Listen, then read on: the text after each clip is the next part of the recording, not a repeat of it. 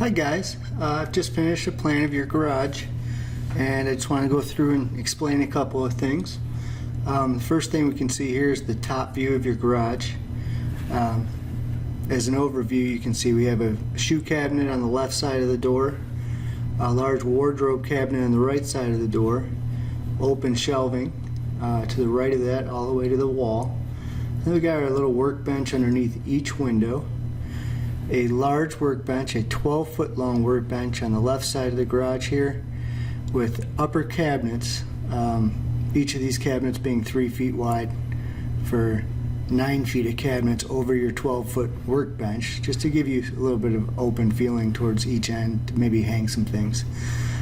This stripe here, you can see this stripe, this is the slat wall hanging stripe going around the perimeter. I skipped it in a few places. Right here where we're going to perhaps hang something different for the bikes, I didn't put any, but it does continue between the windows here, and I didn't put any in front of the shelves. It just would not tie in real good.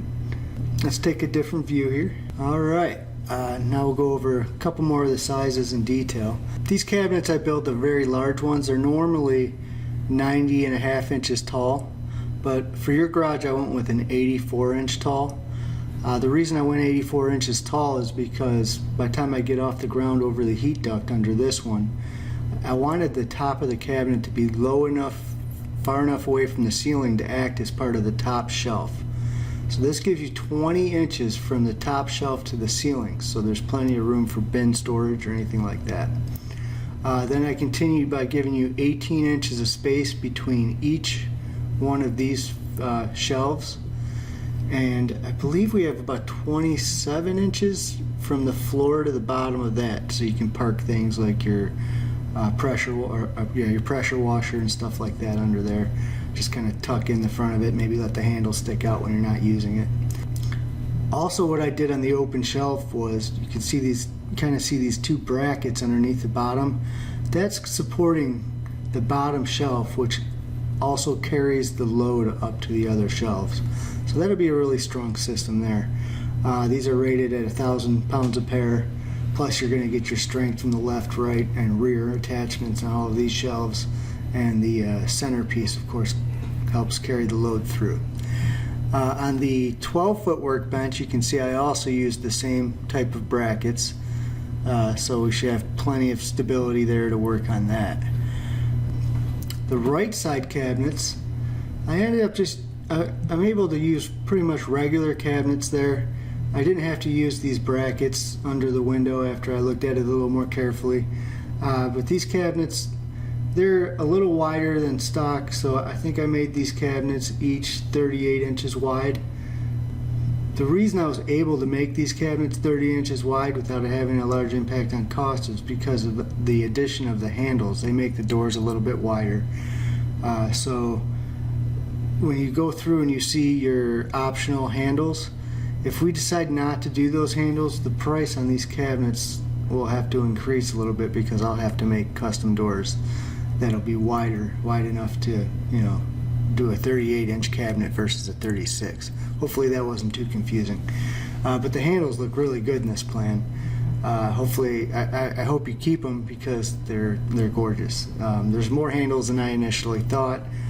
At least with what I've come up with in this plan, if you like it. So that's what I have.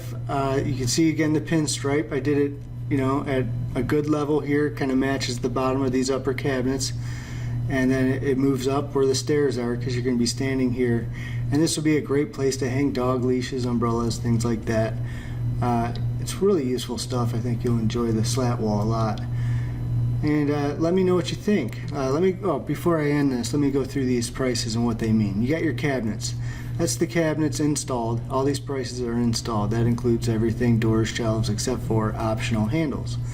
If you choose not to do these handles, they'll just be regular poles, which are fine too. And then under that I have the wardrobe rod. That's so you can, it'll be a rod that I actually install onto a shelf. So you'll be able to move that rod up and down just like you're moving a shelf up and down, because the shelves are completely adjustable. So that wardrobe rod here, like I said, is adjustable. Your counters, that's these counters installed. That includes the counters on the cabinets here and this counter with the brackets and everything. So it's kind of the whole package installed. Here it says open shelves with finished bottoms, and I have a price for that. Of course, you'll be able to see the real prices on your printable version that I've also attached to the same email. But the open shelves with finished bottoms, that means, the top surface of the shelf is white melamine, just like all the cabinets. I designed this so I could also make the bottom of the shelf white melamine instead of having open 2x4 framing. It'll make it look really good because when you're standing in the garage, you'll be able to look up and see the bottom of these shelves.